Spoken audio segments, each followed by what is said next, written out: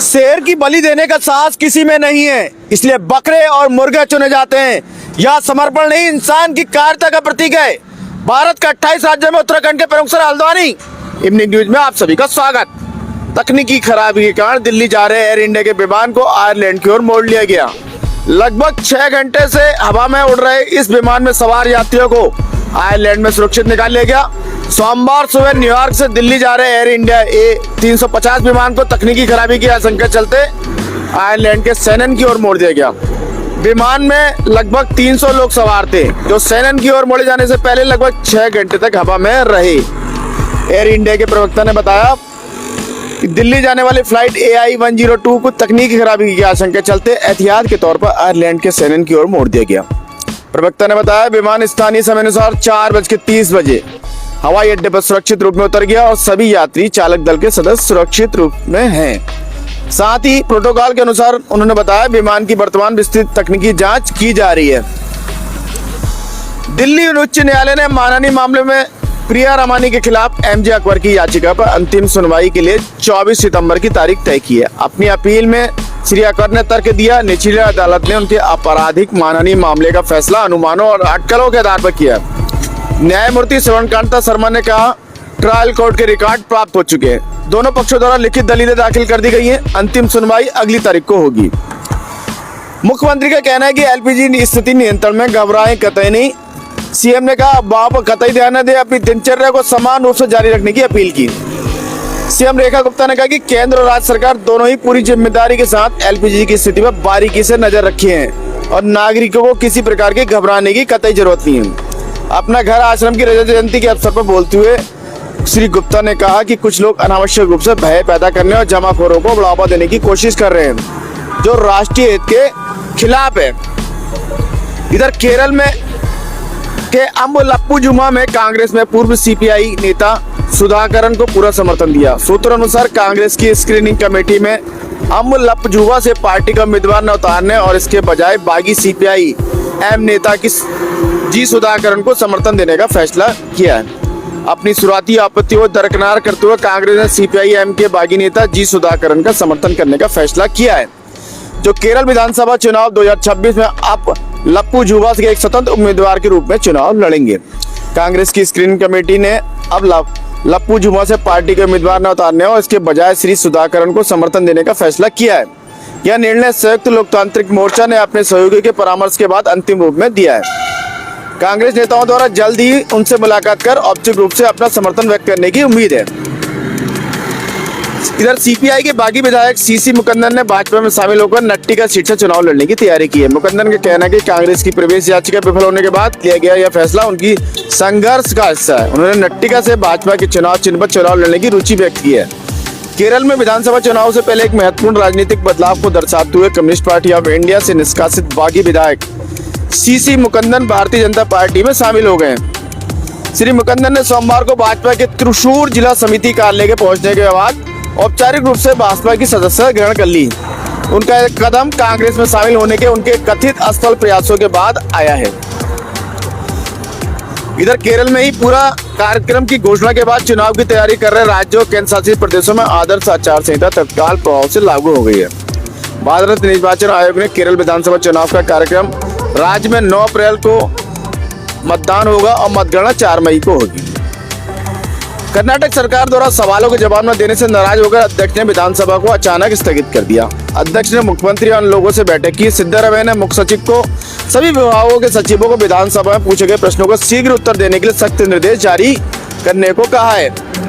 कर्नाटक विधानसभा में एक दुर्लभ घटनाक्रम में अध्यक्ष UT खादर ने आज सदन को अचानक स्थगित कर दिया और बार-बार निर्देश दिए जाने के बावजूद सदस्यों द्वारा उठाए गए प्रश्नों के उत्तर देने में सरकार की विफलता पर निराशा व्यक्त की है। अध्यक्ष ने यह कार्रवाई तब की जब मंत्रियों विभागों के सदस्यों द्वारा पूछे गए कई गैर तारांकित प्रश्नों के लिखित उत्तर प्रस्तुत नहीं किए गए। विपक्षी सदस्य इस बारे में बार-बार शिकायत कर रहे थे। कटापड़ी के पास LPG टैंकर पलट गया। गैस रिसाव के कारण मंगलुरु उडुपी यातायात को डाइवर्ट कर दिया। रिसाव को रोकने के लिए टैंकरों की तरफ हटाने के लिए HPCL के अधिकारियों को मौके पर बुलाया गया। इस काम को पूरा करने में लगभग 4 घंटे लगे। आज उडुपी शहर के बाहरी इलाके कटापड़ी में LPG से भरे एक टैंकर के पलट जाने से गैस रिसाव के कारण NH 66 के मंगलुरु और उडुपी के बीच में वाहनों की आवाजाही प्रभावित हुई। एचपीसीएल के गैस टैंकर के चालक ने वाहन पर नियंत्रण खो दिया। टैंकर के पलटने के तुरंत बाद उसमें से गैस निकलने लगी। एचपीसीएल के अधिकारियों ने रिसाव को रोकने और टैंकर को हटाने के लिए लोगों को बुलाया मौके पे। एस तमिल सेल्वन को साहित्यिक आलोचना के लिए साहित्य अकादमी पुरस्कार दिया। श्री तमिल सेल्वन ने कहा, साहित्य अकादमी की स्वायत्तता को नष्ट करने का प्रयास किया गया था और पुरस्कार की घोषणा में 3 महीने की देरी हुई थी।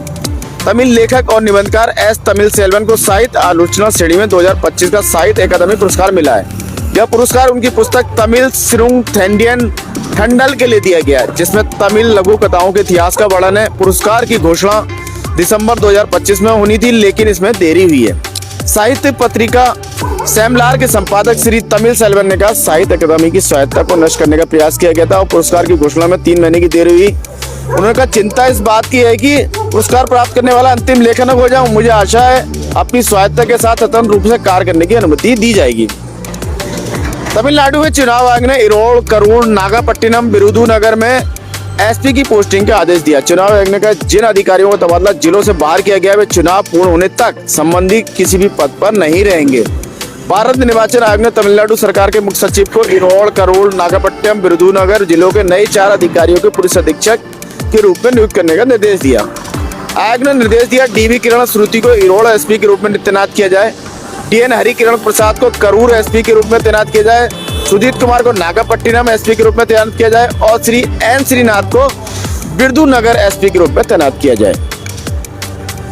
16 मार्च से एसएससी की सार्वजनिक परीक्षा यानी आज से परीक्षा में करीब आज जो बैठे लोग 64 लाख से अधिक छात्र शामिल हुए आज।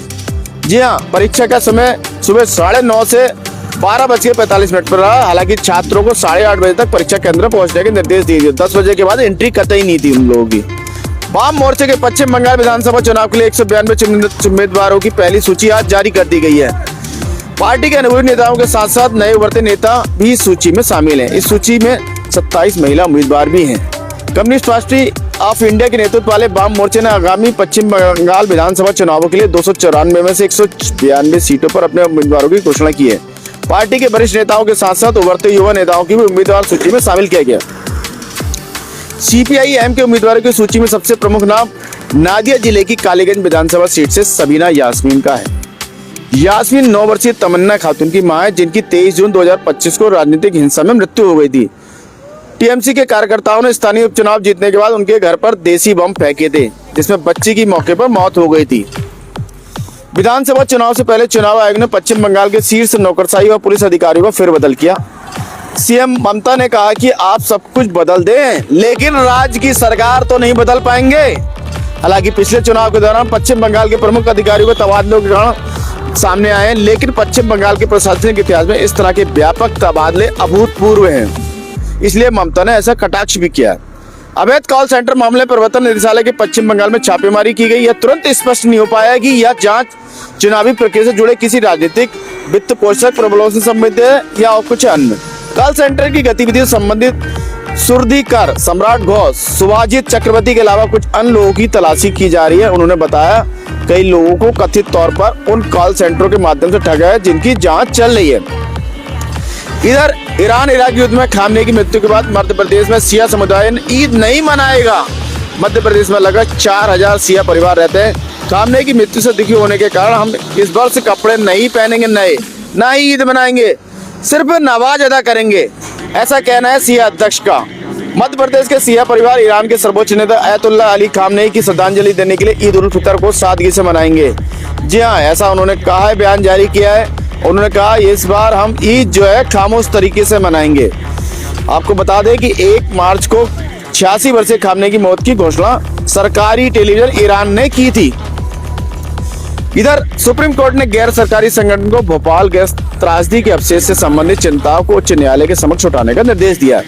पीड़ितों के अधिकारियों के लिए काम करने वाली गैर सरकारी संस्था ने कहा कि 2015 की सीपीसीबी की रिपोर्ट में 337 मीट्रिक टन जहरीले कचरे पाए गए, उच्च सांद्रता पाई गई थी। हालांकि 2025 की रिपोर्ट में स्पष्ट रूप से जलाए गए कचरे की राख में पारा नहीं पाया गया। पिछले साल की शुरुआत में यूसीआईएल से लगभग 337 मीट्रिक टन खतरनाक कचरे का भस्मीकरण किया गया, जिसमें लगभग 900 मीट्रिक टन जहरीली राख जो है उत्पन्न हुई थी। इधर मणिपुर में निर्वस्त्र कर घुमाई गई और सामूहिक बलात्कार का शिकार हुई 2 कुकी महिलाओं को 3 साल बाद भी न्याय नहीं मिला है। इस मामले में 3 आरोपी अभी भी फरार हैं, 2 जमानत पर बाहर हैं और एक अन्य की जमानत याचिका इस महीने के अंत में सुप्रीम कोर्ट में सुनवाई होनी है। पीड़ितों में एक के पति जो पूर्व सेना जवान है, इस मामले में अहम गवाह हैं। इधर अरुणाचल सरकार ने बड़े फेरबदल में 27 वरिष्ठ पुलिस अधिकारियों को तबादला किया। एक अधिसूचना के अनुसार पूर्वोत्तर राज्य में पुलिस प्रशासन को सुव्यवस्थित करने और कानून व्यवस्था को मजबूत करने के लिए यह फेरबदल किया गया है। प्रदेश सरकार ने आईपीएस और अरुणाचल प्रदेश पुलिस सेवा कैडर के कुछ अधिकारियों सहित 27 वरिष्ठ पुलिस अधिकारियों को तबादला और तैनाती की है। राज्य गृह विभाग द्वारा जारी एक आधिकारिक अधिसूचना के अनुसार हाल में आयोजित पुलिस स्थापना बोर्ड की बैठक के बाद राज्यपाल द्वारा तबादलों के आदेश दिए गए थे। इधर पंजाब के संकटग्रस्त पलायन के बीच आर्थिक गतिविधि और रोजगार की अनुकूलता की मुख्य कमी बता रहे हैं विशेषज्ञ। आर्थिक सर्वेक्षण 2025-26 में उल्लेख किया गया कि राज्य में प्रतिभा पलायन के पीछे आकर्षण और दबाव कारकों का संयोजन है।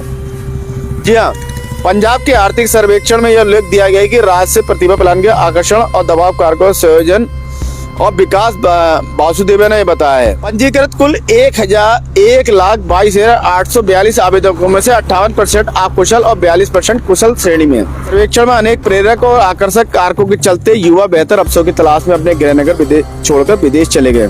इसमें कहा गया है कि कनाडा, अमेरिका, ऑस्ट्रेलिया और ब्रिटेन जैसी विकसित अर्थव्यवस्था में बेहतर जीवन स्तर युवाओं को आकर्षित करने वाला सबसे बड़ा कारक बना हुआ है। इधर नैनीताल जिले में राजस्व वसूली में तेजी लाने के निर्देश जिलाधिकारी न्यायालय ने लक्ष्य के सापेक्ष राजस्व वसूली में प्रगति लाने को निर्देश दिए। बड़े बकायेदारों के खिलाफ कार्रवाई करने और स्टाम्प व आबकारी वादों का निस्तारण प्राथमिकता से करने के उन्होंने निर्देश दिए। साथ ही उन्होंने कहा वित्तीय वर्ष में राजस्व वसूली निर्धारित लक्ष्यों के अनुरूप नहीं होने पर संबंधित अधिकारी की जिम्मेदारी तय की जाएगी। साथ ही तहसीलदारों और नायब तहसीलदारों को निर्देश दिया कि न्यायालय में लंबित वादों और शीघ्र निस्तारण करना सुनिश्चित करें। उन्होंने कहा उनके पटलों को स्थलीय परीक्षण भी शीघ्र किया जाए। साथ ही आज जो आंधी तूफान से किसानों की फसलों का जो नुकसान हुआ है, सभी उप जिलाधिकारी आकलन कर फसल का मुआवजा किसानों को देना सुनिश्चित करें। आज की बैठक में शैलेंद्र नेगी, एसपी सिटी मनोज वाजपेयी, नगर मजिस्ट्रेट एपी वाजपेयी, नवाजिश कलीस, प्रमोद कुमार, मोनिका, बीसी पंत, रेखा कोहली, प्रमोद कुमार तो तमाम अधिकारी मौजूद थे। आशा है आपको खबरें अपडेट रख रही होंगी और चाय पर चर्चा के लिए मसाला प्रदान कर रही होंगी। अपने विचार और सुझाव साझा करें। कल फिर नए विषय के साथ आपके समक्ष उपस्थित होंगे। इसी के साथ मैं मनोज आर्य, खबर संसार के लिए जय हिंद।